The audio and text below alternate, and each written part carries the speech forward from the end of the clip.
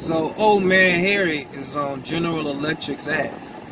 Alright? If y'all ain't been paying attention, old man Harry then came out and said that General Electric, GE stock, they committing fraud with the accounting.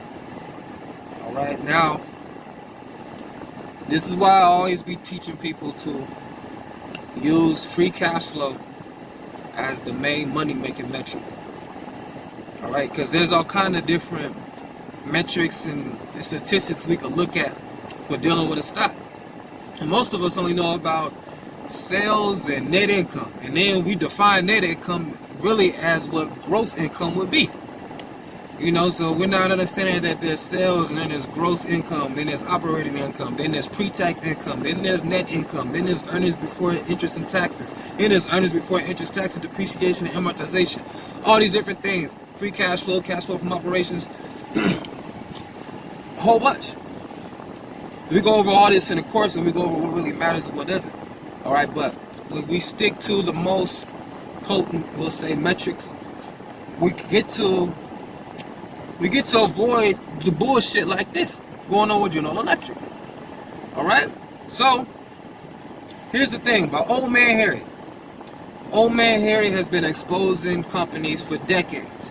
He the one who exposed Bernie Madoff. That's where he really got his name from. And they ignored him for a while too, until shit hit the fan. Alright, he was exposing healthcare fraud. Doctors in them was basically billing patients for more expensive procedures that they never did on them, just because they knew that the government would pay for it. And then of course, you being the patient, you're not really looking at the details of the bill like that because you're not paying for it nowhere. But he helped expose some shit like that too with Medicare. So what I say is this: he has never been, to my knowledge, has not been made out to be a liar yet. Well, every time he come against a company, he's right. I'm not aware of him being wrong or nothing like that before. All right, so he's thorough. And on the flip side, we got General Electric, who has, this is not the first time they've been accused of accounting fraud. They didn't already paid a settlement for it before.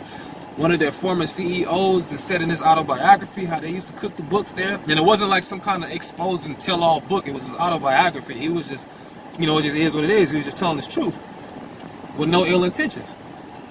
So we have a company with a history of accounting fraud. And so why would they stop now, basically, right? So we have these two people with these consistent histories, and we see it playing out. Now, of course, General Electric does have a new CEO now, but that's another thing too, because we are on our second CEO in 2 years already. We had one that went from the 80s to 2001. Then we had the one from 2001 to 2017. Then we had a CEO. So that's pretty normal, 15, 20 years. But the CEO before this one was only there for a year. He was out of there, you know what I'm saying, in a year. So high executive turnover like that could be risky. That's a red flag. You don't want to be, just like if you was to go for a job, one of the questions you should ask in an interview is, what's your employee turnover rate? Like, is people really getting hired and staying here, or are they quitting after 6 months all the damn time? You don't want to be investing in a company where CEOs and CFOs and COOs and they all leaving after a year or two of being with the company. That's usually not good. All right, so what am I saying? So first of all, let's do this. As far as the fraud shit is concerned, this is what I find interesting. I already told you how dude has never been wrong before, never made out to be a liar, and General Electric has a history of lying on the accounting. Okay, so that's interesting. We have the fact that General Electric also changes the format in which they do their accounting. And we'll learn more about that in the course, but that is a red flag too. You may not understand that all the way, but just know that that's a red flag.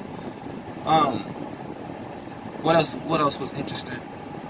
It's interesting that I think it's interesting how now the stock is worth more than it was before he came out with the news. It's not like the stock, I mean, it's not up a whole lot, but it's not like some good operational news came out with the business. The only really nothing tangible came out. Just somebody came out and said, yo, these fools is lying. And then certain institutional investors and the CEO came out and said, nah, he's lying. And the CEO said, as a matter of fact, I'll prove it. I'm going to buy $2 million worth of shares. And some institutional investors said, yeah, I'm going to do the same thing. I agree. And that's all that happened. It's not like, because they just had a disappointing earnings release for quarter two. So it's not like they getting new sales or some new money. They haven't been able to really grow organically like that significantly. I mean, I think they kind of been growing like 4% or something like that, but nothing crazy. Their whole business model the whole time has just been acquiring other companies and growing through that. That's not nothing you really want to do. Even though they was the best at it when it was working, but those days apparently are long gone for them. So it's interesting that the stock is up more than it was before dude came out with the accusations, even though nothing intrinsically has improved with the company. All right. What else? But as far as old man Harry, what I do find interesting about him is, and he got a 175-page report talking about this shit. I ain't got a chance to read through it yet, but I did skim a few pages. I just find it interesting how he keeps comparing it to Enron and WorldCom and Madoff so much, like a commercial or something. And you may not be aware, but like Enron was a company that had crazy fraud back in the 90s. WorldCom, same thing, crazy fraud. I think we all know about Madoff. Okay, so why, if they really, if General Electric really is as fraudulent as they are, why must you get artwork done to make the General Electric logo look like Enron's, to keep ingraining in our brand, yo, it's just like Enron, just like WorldCom, they bad. You don't have to do all that. If it is what it is, just let it be what it is. So I find that interesting on his part. Like, and then, you know, plus he did the whole report for some hedge fund, I believe, so they're saying. So, you know, he has financial motive for the company for the stock to go down. I mean, but that's kind of how the short selling shit work anyway. So that's that. So this is what I say though. Let me give you some actionable advice. Number one, if you're not invested in it already, by what I teach, you shouldn't even. Okay, so like I was saying, if you weren't already invested in General Electric, shouldn't have been looking to get invested in them anyway, assuming you follow what I teach, because they are free cash flow negative and they have more debt than they have equity. So it already does not meet our initial criteria. So there's that. If you own a significant amount of shares, what I'll say is this. Well, first of all, let's do this. Let's get this clear. I am just some random Negro on the internet. Okay? I have no certifications. I don't have any business giving nobody specific financial advice. So let's be clear with that. But what I'm saying is this. If I own shares, if I own 100 plus shares of General Electric, what I would do is I would get insurance on my investment by buying put options. Okay? And I would get them probably about a good 6 to 9 months out at the strike price that it is now. What's the strike price? Maybe we'll go down the course. Basically, look at it like this. Right now is what, $8, $9? The strike price will mean if you get it at the strike price, if I buy a put option at the strike price of $9, $9 is not what it costs. That's the strike price. And this strike price represents the price that I could sell my stock at. Okay? So if I got a 6-month $9 strike put option, that means for the next 6 months, I have the right to sell my General Electric stock at $9 no matter what. So even if it goes down to 50 cents a share, I have the right to sell the stocks that I own now for $9. That's how that works. Okay? Also, what happens, and if it was to go down, the value of your put option goes up as well. So this is what I would do if I owned a significant amount of shares in General Electric. And I will get it for 6 months. I'm choosing 6 months because if old man Harry is correct, shit gonna hit the fan likely within 6 months, because that's usually how long it takes when things like this happen and it turns out to be true. They end up going bankrupt.